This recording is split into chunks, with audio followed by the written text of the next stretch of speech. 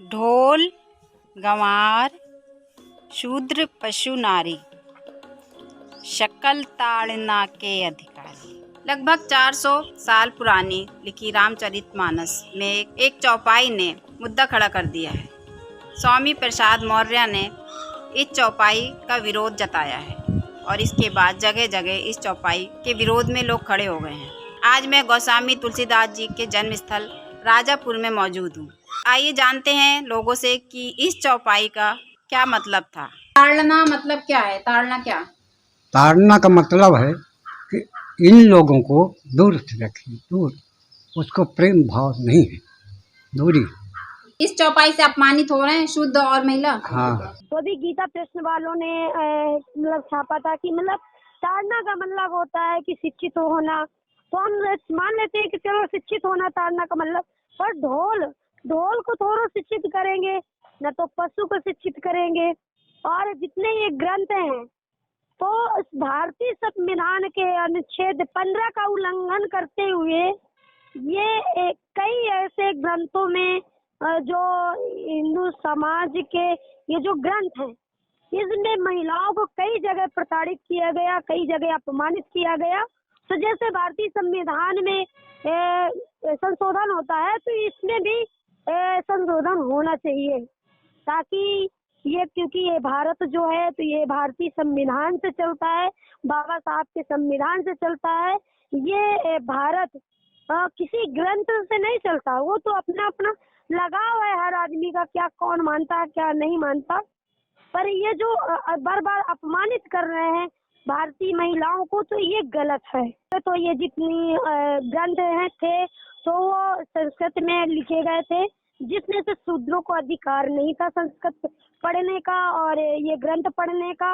और जब ये भारतीय संविधान आया, बाबा साहब ने अधिकार दिया, भारतीय संविधान ने अधिकार दिया, तो लोगों ने पढ़े और पढ़ के शिक्षित हुए, शिक्षित होके और ये सारे ग्रंथ पढ़े, तो उसमें जब हमारे लिए गाली, हमारी महिलाओं के लिए गाली लिखी, तब लोग समझे कि नहीं, ये यहाँ पे गलत है।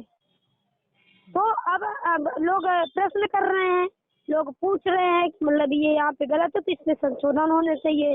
तो एक महिला होने के नाते, एक जनप्रतिनिधि होने के नाते, क्योंकि मैं भी एक महिला हूँ, तो इसमें संशोधन होना चाहिए। देखिए, कथा तो भगवान राम की, वाल्मीकि जी ने तो राम के समय में रामायण लिखा है। तुलसीदास जी तो अभी 525 वर्ष पहले पैदा हुए हैं।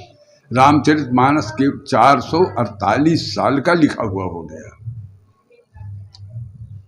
और ये अब क्यों ये मुद्दा उभर के आया? इतने सालों से क्या लोगों ने इसको पढ़ा नहीं था? सब पढ़े, सब कुछ है। अब नई नई राजनीति आ गई है ना, तो उस राजनीति के लिए अपनी रोटी चमकाने के लिए कह रहे हैं। ऐसे से तो सब शिक्षा मंत्री चंद्रशेखर सिंह जी बोल गए बिहार के, हमारे यहाँ के स्वामी प्रसाद जी मौर्य बोल गए। ऐसे लोग को तो बिल्कुल देश में रहने का अधिकार नहीं, जो अपने सनातन को न माने, हिंदुत्व को न माने। अरे कृष्ण भी तो यादव कुल में हुए थे, सब तो पैर छूते हैं, कहाँ जातीयता है? ये तो वर्ण व्यवस्था बनाई गई थी, सरकार ही जात बनाती है, अनुसूचित जात, जनजात, फला जात, ये जात, वो जात, काहे के लिए? संरक्षण के लिए। और तुलसी ने जो लिखा है वस्तु तथ्य सब सत्य है। अगर तुलसी कहाँ से लिखे हैं? ये तो 18 पुराण, 6 शास्त्र, आगम निगम श्रुति में सबका निचोड़ है, तत्व है। रुद्र तो गंगा का सगा भाई है, भगवान विष्णु के चरणों से गंगा निकली है, इतनी पवित्र है कि सबके पापों को नष्ट कर देती है। और उसी का एक सगा भाई पद्भ्याम शूद्र हुआ जाए था, वो इतना पवित्र है कि वो छूने से भी बेवस्तर है। अर्थ का अनर्थ को नारी, देखिए, यत्र नार्यस्तु पूज्यन्ते रमन्ते तत्र देवता। मनुस्मृति कहती जहाँ स्त्रियों की पूजा होती वहीं देवता निवास करते हैं।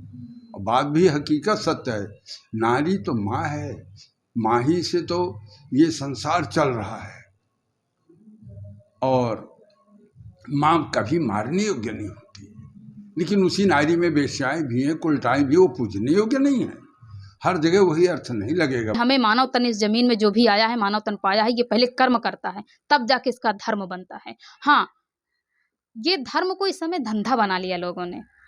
और धर्म की बात करते हैं, कर्म की कोई बात नहीं करता। आप मुझसे रामचरितमानस चौपाई की बात करने आई हैं, जिनको भी ये लगता है कि नहीं महिलाओं के हितकारी ये बात है, वो साबित करके दिखाए। अगर महिलाओं में हित था तो क्यों नहीं महिलाओं को पढ़ने लिखने का अधिकार था। आज भी कुछ ऐसे गांव ग्रामीण हैं जहां लड़कियां पढ़ना चाहती हैं पर वहां विद्यालय नहीं है। विद्यालय नहीं है, क्यों नहीं है? सरकार चाहती है कि विद्यालय हो, तो सिस्टम क्यों नहीं बन पा रहा है? सरकार चाहती है कि शिक्षा बराबरी का हो, तो क्यों प्राइवेट है और क्यों प्राइमरी है? शिक्षा एक हो जानी चाहिए, शिक्षा की समानता एक हो जानी चाहिए। तो धर्म की किताबें पढ़ने का अधिकार किसका था, जो धार्मिक किताबें मानी जाती हैं? धार्मिक किताब क्या पढ़ने का तो अधिकार हमेशा से जो है बड़ी जातियों को रहा है। शूद्रों को तो पढ़ने का अधिकार ही नहीं रहा, तो वो धर्म की किताब कैसे पढ़ेगा? तो जो पढ़ने का जो अधिकारी रहा होगा एक समय, वही धर्म की किताब पढ़ता रहा है। और आज जो संविधान ने हमें अवसर दिया है पढ़ने का, तो इस संविधान के दिए गए अधिकार से हम तो अपने आप को शिक्षित भी कर रहे हैं। और अगर हमारा मन करता है संविधान पढ़ने का तो संविधान भी पढ़ते हैं, और मन करता है कोई धार्मिक पुस्तक पढ़ने का तो धार्मिक पुस्तक भी पढ़ते हैं। जो चौपाइयाँ पूर्व में लिखी गई हैं तो वो तो वाकई में जातिवादी मानसिकता को दर्शाती है। वो कहीं ना कहीं पूरी तरह से गलत थी। भाई शूद्रों और नारियों के लिए ताड़ना पीटना शब्द का यूज किया गया है, और आज के हालात को देखते हुए ताड़ना शब्द का अर्थ ही बदला जा रहा है। और अभी तो आप उधर देख रहे हैं देश में जो है कितनी धार्मिक उन्माद फैल रहा है। और खुद जो है आरएसएस प्रमुख मोहन भागवत कह रहे हैं कि जाति जो है भगवान ने नहीं बनाई है बल्कि ब्राह्मणों ने बनाई है। तो उससे तो साफ है, यही जाहिर हो रहा है कि कहीं ना कहीं कुछ लोगों के फायदे के लिए ये चीजें लिखी गई थी, बनाई गई थी। शोषण करने के हथियार बनाए गए थे, तरीके अपनाए गए थे। ताड़ना का अर्थ तो देखिए जो पूर्व में था, ये लोग तो पीटना है उसका ताड़ना का अर्थ कि शूद्रों और स्त्रियों को ढोल के समान पीटना चाहिए। उनको शिक्षा का अधिकार नहीं था, उनको धन संपत्ति रखने का अधिकार नहीं था। यहाँ तक कि उस समय शूद्रों को अगर वेदों के शब्द कान में पड़ जाए तो कांच पिघला करके, शीशे पिघला करके उनके कानों में नहीं डाल दिया जाता था, जीवा काट ली जाती थी। तो वो तो नहीं पूरी तरह से नहीं शूद्रों उसके ऊपर जुल्म ढाने के लिए बनाए गए थे। महिलाओं के लिए भी अपमानित है। और खास तौर से जो वर्ड बनाए गए हैं ब्राह्मण क्षत्रिय वैश्य शूद्र, तो जो जिसको कहते हैं कि पैरों से पैदा हुए हैं शूद्र, उस तबके के लोगों के ऊपर एक बहुत बड़ी गाली थी ये। उसके शोषण करने का एक सिस्टम उन्होंने बनाया था। तो लोगों ने जो है उसको मजबूरन में लोग मान लिए कि ताड़ना का अर्थ है। लेकिन आज के हालात को देखते हुए ये लोग बदलना चाह रहे हैं, ताड़ना का शिक्षा दे रहे हैं। मतलब ये चौपाई साबित करती है कि महिलाओं को जन्मों जन्मों से प्रताड़ित किया गया है, उनको ट्रोलिंग की गई है। जैसे कि देखिए मैं एक बात बता दूं, महिलाएं तो सही में सदियों से प्रताड़ित हुई हैं, ये कोई कहने वाली बात नहीं है। कहने के लिए तो यहाँ बड़े बड़े नेता भी कहते हैं कि इस देश की महिला आधी आबादी है। राइट है, उनकी बात सही है कि देश की आधी आबादी महिला है। मैं छोटे स्तर की बात करती हूँ, आप छोटे जगह पे देख लीजिए, छोटे बैकग्राउंड में घर तो बना है, अगर जिस घर में महिला नहीं है तो उस घर में कोई सिस्टम नहीं है। महिला अपने घर का सिस्टम बनाती है, कभी माँ के रूप में, कभी बहन के रूप में, कभी बीवी के रूप में, कभी चाची के रूप में। मतलब एक स्त्री हर रूप में घर का सिस्टम बनाती है। और जब घर सिस्टमेटिक होता है तो जो लोग मेहमान के रूप में आते हैं, परिवार के लोग रहते हैं, तो सब कुछ समय उनको मिलता है। और आज वही महिला चुनाव लड़ने के लिए अगर वो समाज में आ जाती है, काम करने के लिए समाज में आ जाती है, तो आज भी समाज उसको हे दृष्टि से देखता है।